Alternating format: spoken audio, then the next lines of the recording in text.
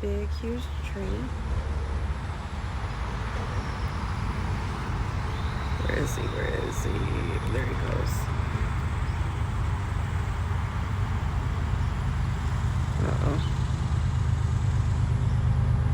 I'm like sitting on that side, my little chair with crackers and water. And he's facing.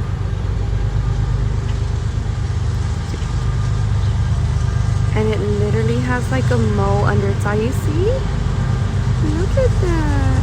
Oh, I love it. It's like a bird with a mole under his eye. My dad said that it's a boy one because it's so like, it's big. Ooh, ooh, he's moving.